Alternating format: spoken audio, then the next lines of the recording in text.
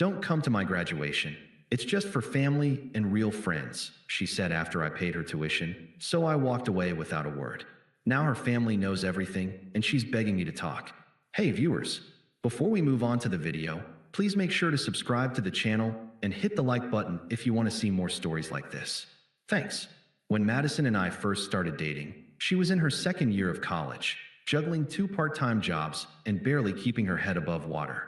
I was already working full-time at a small logistics company, not glamorous, but steady. She used to joke that I was the only reason she didn't quit school. I'd bring her takeout during late-night study sessions, quiz her before exams, and listen when she'd cry about how she'd never make it. Back then, she was humble, grateful. She used to look at me like I was her anchor. It started small. I offered to cover her books one semester because her hours got cut. Then I helped with rent when her roommate moved out suddenly. She promised she'd pay me back once she graduated and got a real job. I never pushed for anything. I believed in her.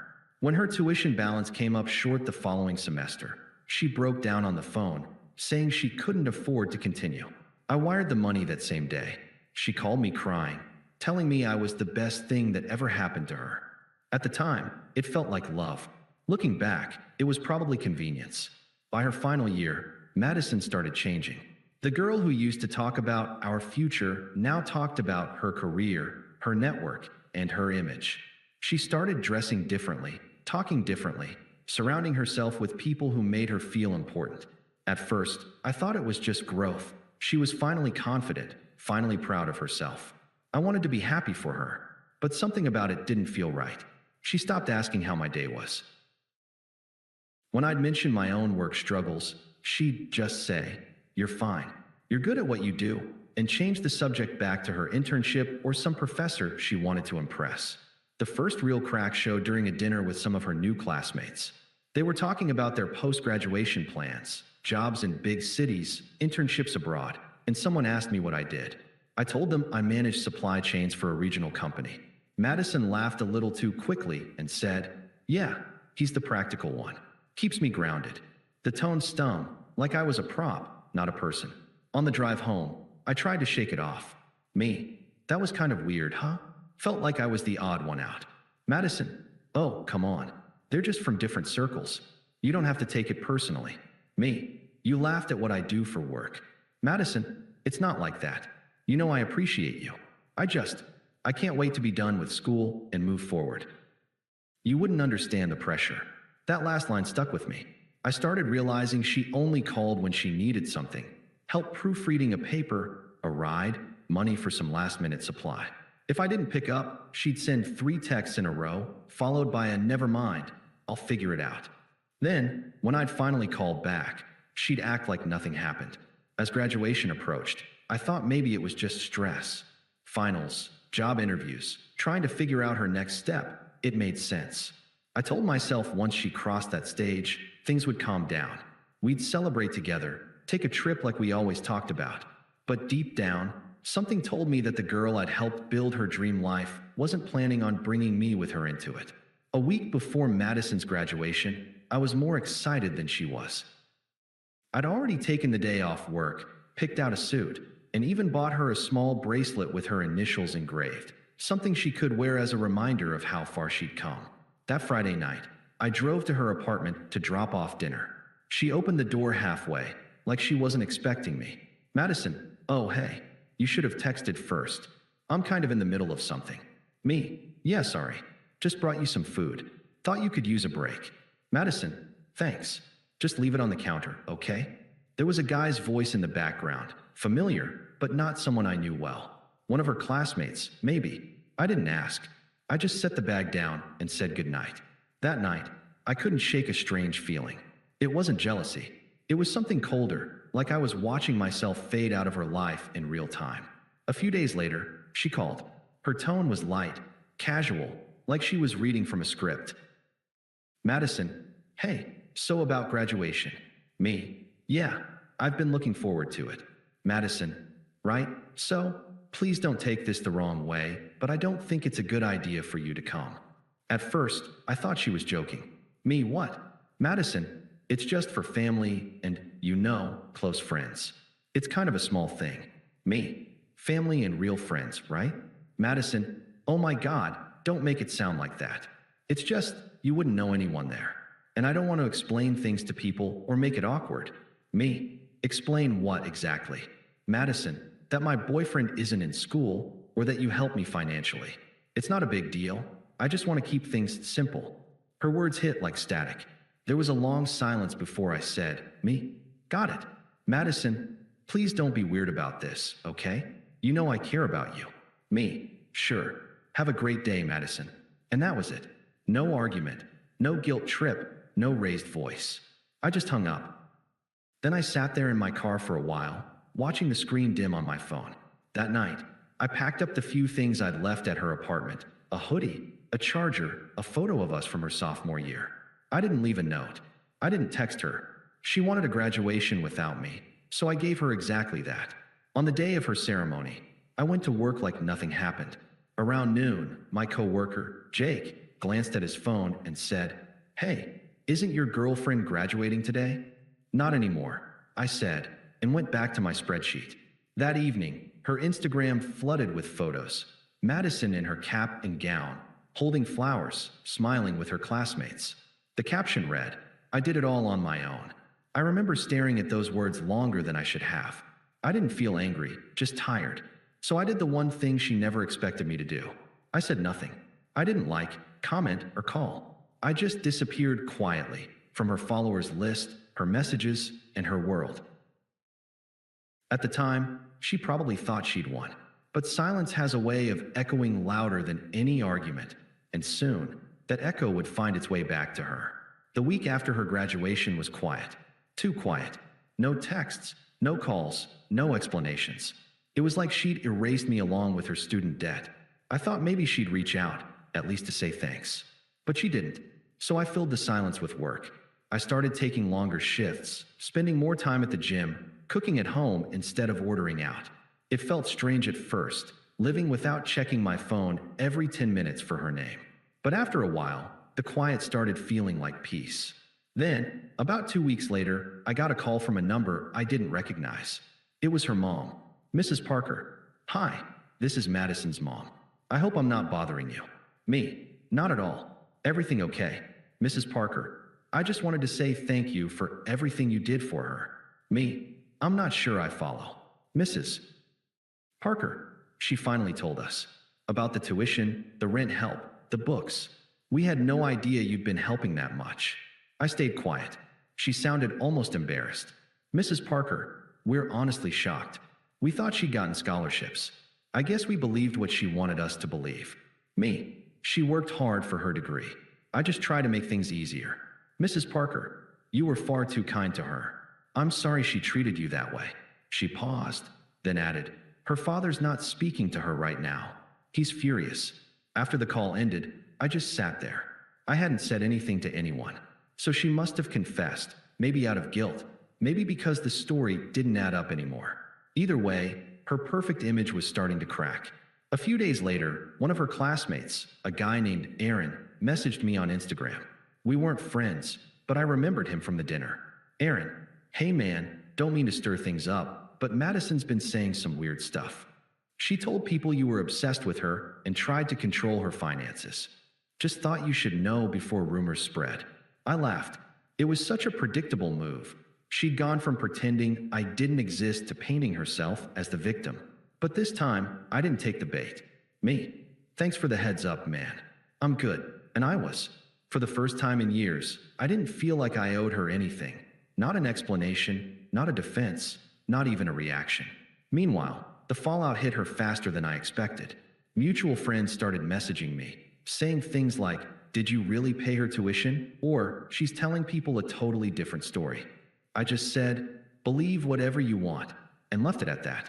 Eventually, the truth reached her parents in full detail. Madison's dad called me personally, something he'd never done before.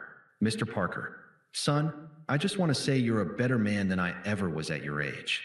You didn't deserve how she handled things. Me, I appreciate that, sir. But really, I'm fine. Mr. Parker, she's been staying with us for a bit. Things aren't easy here right now. I didn't ask for details. I didn't need to. I could picture it. The tension, the embarrassment, her family seeing through the version of herself she'd been selling. She'd built her entire identity on being independent, accomplished, self-made. Now the people closest to her knew that the foundation of that story was built on someone else's sacrifice. I didn't feel satisfaction, just closure. One night, I looked through old photos, her graduation plans, the messages about tuition deadlines, the screenshot of the wire transfer receipt I'd sent when she was crying over losing her financial aid. Then I deleted everything. That was the real ending. Not the phone call, not the exposure, the deletion. But Madison wasn't done yet. When people like her lose control of the narrative, they don't let go quietly. And the first text came not long after. The first text came at midnight on a Thursday. Madison, can we talk? I stared at the screen for a while before locking my phone. I didn't reply. The next morning, another message came. Madison, I know I messed up. Please just hear me out. Then came the calls. 3 of them. I ignored each one. She left a voicemail on the 4th. Her voice shaky, almost unfamiliar. I didn't mean for things to go like this. My parents hate me right now. Everyone's judging me. Please, just talk to me. I need to explain. I didn't delete it. I just didn't respond. For a while, she tried every angle. Guilt, apology, nostalgia. Madison, I never said you didn't matter. Madison, you were my rock when no one else cared. Madison, you don't understand how much pressure I was under. Then, when I still didn't bite, the tone shifted. Madison, you told them, didn't you? Madison, my family thinks I used you. You couldn't keep your mouth shut. That one made me laugh out loud. I hadn't told a soul. She'd done it all herself trying to rewrite the story. I didn't respond to that either. But the messages didn't stop. It was like she was unraveling, switching from sweet to angry within minutes. You were supposed to be proud of me. You made me look like a gold digger. You don't even know how hard this has been for me. Finally, I blocked her number. I thought that would be it. But a week later, I got a message request on Instagram. A long paragraph that started with, "If you ever loved me," and ended with, "I just want to meet and talk." She attached a photo of us from a trip we took last year, the one I'd deleted weeks ago. I didn't accept the message. I didn't decline it either. I just left it sitting there, unread, like a monument to what she'd burned down herself. Then, out of nowhere, her mom called again. "Mrs. Parker, she's been crying nonstop. Says she's sorry for everything. She knows you didn't say anything to us. We figured that out." Me, that's between her and her conscience. I'm not part of it anymore. "Mrs. Parker, I respect that. I just wanted you to know she's learning her lesson." I thanked her and hung up. But later that night, curiosity got the better of me. I checked Madison's social media. Her once polished feed, full of travel pics, latte art, and motivational captions, was now half deleted. Comments on her last post were brutal. "Didn't you say your parents paid your way? So much for being self-made. Guess money can buy a degree." And then, buried under it all, one comment stood out. "Maybe next time don't tell the guy who paid your tuition not to come to your graduation." Hundreds of likes. That's when I realized someone else must have known the story and put it together. Probably one of her friends who saw what happened firsthand. She'd humiliated herself, not through some revenge I planned, but by being exactly who she was. A week later, a letter arrived in the mail. Not an email, not a text, a real handwritten letter. I almost didn't open it, but curiosity won again. It was 4 pages long. She apologized, explained, rationalized, the usual mix of guilt and self-pity. But one line stood out near the end. "I just wish you'd shown up that day. I looked for you." I folded it back up and threw it in the drawer without finishing. I didn't go to her graduation because she made sure I knew I wasn't welcome. That wasn't on me. I wasn't the one who needed closure anymore. But for her, that moment when she looked out into the crowd and realized the one person who made it possible wasn't there, that was the start of her consequences. And they were only just beginning. It took about a month before things really fell apart for Madison. I didn't hear from her directly again, but people talk. Especially when someone who spent years pretending to be perfect suddenly loses control of the story. From what I heard, her job offer after graduation fell through. The company did background checks and asked for additional verification for her degree and funding. Something about discrepancies in her financial aid records. Probably because she'd claimed her parents paid when, in reality, the money came from my transfers. It triggered a review, and everything unraveled from there.